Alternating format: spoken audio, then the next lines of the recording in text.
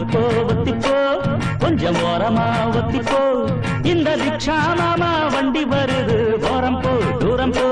சின்ன பாப்பாக்களை ஏத்தி வருது பார்த்துப்போ பார்த்துப்போ இது யாரு தந்த வண்டி எம்ஜிஆர் தந்த வண்டி